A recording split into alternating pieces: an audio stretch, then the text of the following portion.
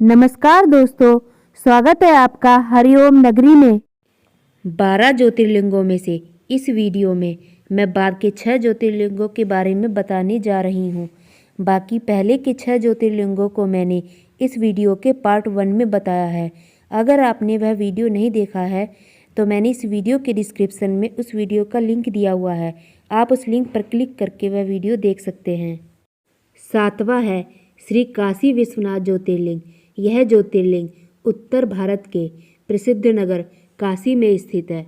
भगवान शंकर पार्वती जी से विवाह करके कैलाश पर्वत पर रह रहे थे, लेकिन वहाँ पिता के घर पर ही विवाहित जीवन बिताना माँ पार्वती जी को अच्छा नहीं लग रहा था।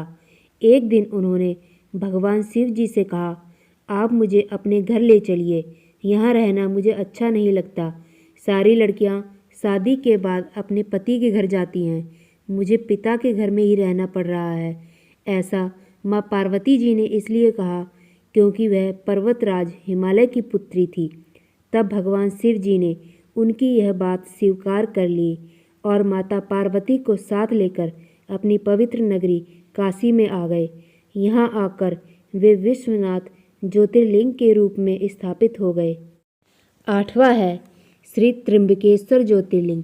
यह ज्योतिर्लिंग महाराष्ट्र प्रांत में नासिक से 30 किलोमीटर दूर पश्चिम में स्थित है। इसकी कथा इस प्रकार है। एक बार महर्षि गौतम जी के तपोवन में रहने वाले ब्राह्मणों की पत्नियां किसी बात पर उनकी पत्नी अहिल्या से नाराज हो गई। उन्होंने अपने पतियों को ऋषि गौतम जी का अपकार करने को प्रेरित किया। उन ब्राह्मणों ने इसके निमित्त भगवान गणेश जी की आराधना की। उनकी आराधना से प्रसन्न होकर श्री गणेश जी ने प्रकट होकर उनसे वर मांगने को कहा। तब उन ब्राह्मणों ने कहा, हे प्रभु, यदि आप हम पर प्रसन्न हैं तो किसी प्रकार ऋषि गौतम जी को इस आश्रम के बाहर निकाल दें। उनकी यह बात सुनकर श्री गणेश जी को विवश होकर उनकी बात माननी पड़ी। वे एक दुर्बल गाय का रूप धारण करके ऋषि गौतम जी के खेत में जाकर रहने लगे। गाय को फसल चरते देखकर बड़े नरमी के साथ हाथ में दृढ़ लेकर उसे हाँकने के लिए आगे बढ़े। उस दृढ़ का स्पर्श होते ही वह गाय वहीं मरकर गिर पड़ी। अब तो बड़ा हाहाकार मच गया। सारे ब्राह्मण एकत्र हो गौ हत्यारा कहकर ऋषि गौतम की भर्त्सना करने लगे। सभी ब्राह्मण ने कहा कि आपको यह आश्रम छोड़ कहीं अन्यत्र चले जाना चाहिए। गौ हत्यारे के निकट रहने से हमें भी पाप लगेगा। विवश होकर ऋषि गौतम अपनी पत्नी अहिल्या के साथ वहाँ से एक कोस दूर जाकर रहने लगे, लेकिन उन ब्राह्मणों ने वहाँ भी उनका रहना दूभर कर दिया। वे कहने लगे, गौ हत्या के बाद आपको अब वेद पाठ व यज्ञ करने का कोई अधिकार नहीं। ऋषि ने उन ब्राह्मणों से प्रार्थना की कि आप ही इसका कोई उपाय बताएं। तब उन्होंने कहा कि आप अपने पाप को सर्वत्र बताते हुए 3 बार पृथ्वी की परिक्रमा करें, फिर लौटकर यहाँ 1 महीने तक व्रत करें। इसके बाद ब्रह्मगिरी की 101 परिक्रमा करने के बाद आपकी शुद्धि होगी। अथवा यहाँ गंगा जी को लाकर उनके जल से स्नान करके 1 करोड़ 5 शिवलिंग से शिव जी की आराधना करें।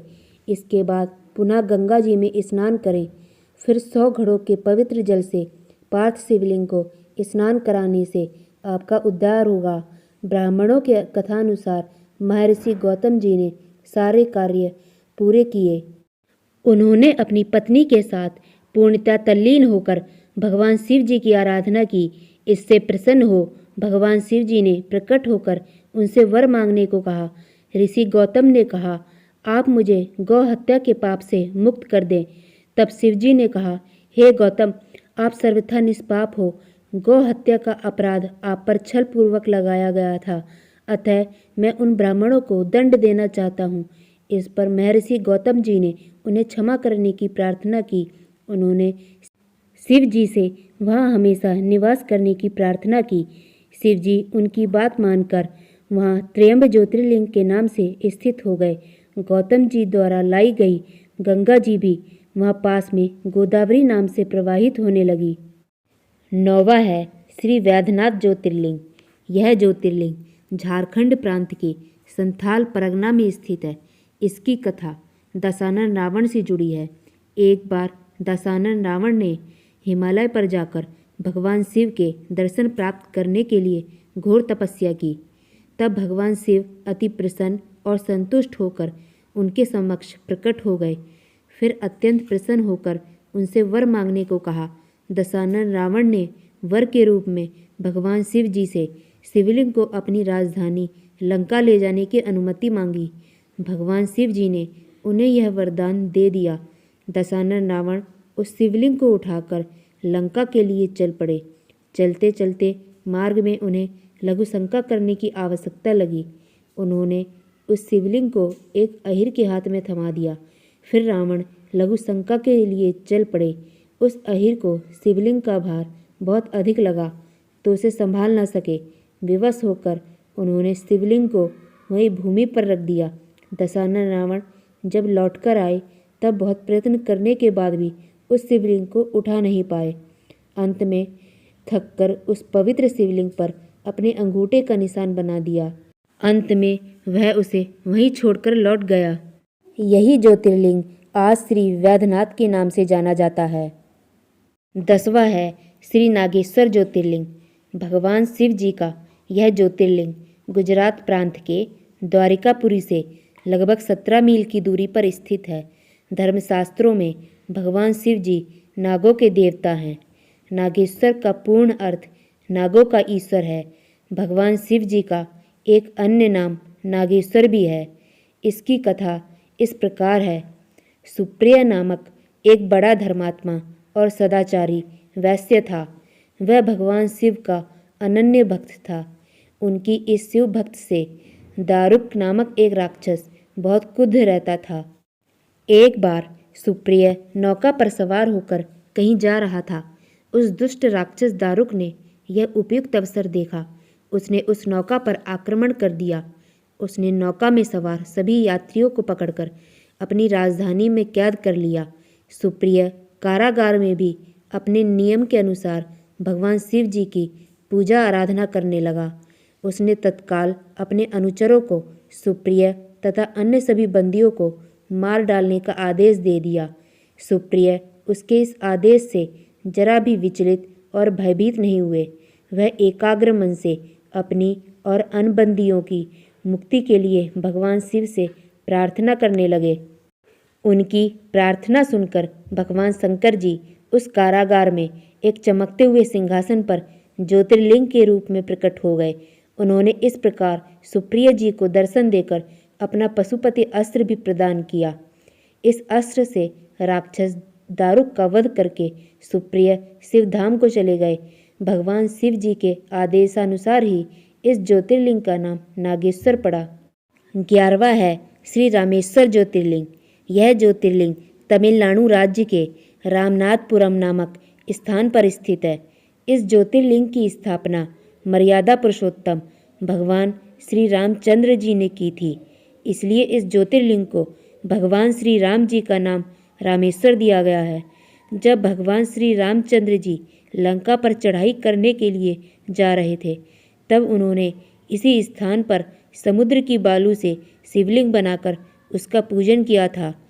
तब शिव जी वहाँ प्रकट हुए थे और वहाँ निवास करने की सबकी प्रार्थना स्वीकार की।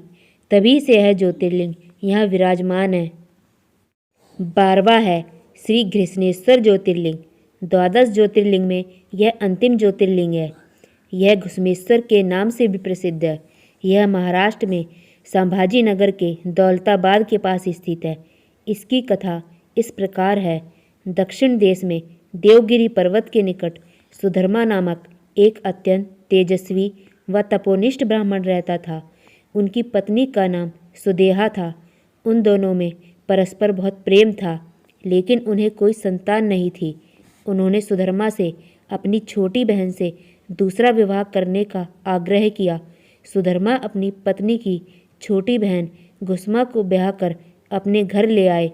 घुस्मा एक सदाचारिणी स्त्री थी। वह भगवान शिव जी की अनन्य भक्त थी। वह प्रतिदिन 101 पार्थिव शिवलिंग बनाकर सच्ची निष्ठा के साथ उनका पूजन करती थी। भगवान जी की कृपा से उसे एक अत्यंत सुंदर और स्वस्थ बालक को जन्म दिया। धीरे धीरे वह जवान हो गया, उसका विवाह भी हो गया। अब तक सुदेहा के मन का कुविचार रूपी अंकुर एक विशाल वृक्ष का रूप ले चुका था।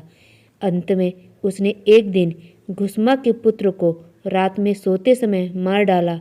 उसके शव को ले जाकर उसने उसी तालाब में फेंक दिया जिसमें घुसमा प्रतिदिन पार्थिव शिवलिंगों का विसर्जन करती थी।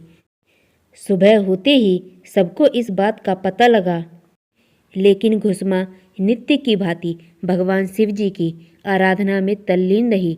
पूजा समाप्त करने के बाद वह पार्थिव शिवलिंग को तालाब में छोड़ने के लिए चल पड़ी।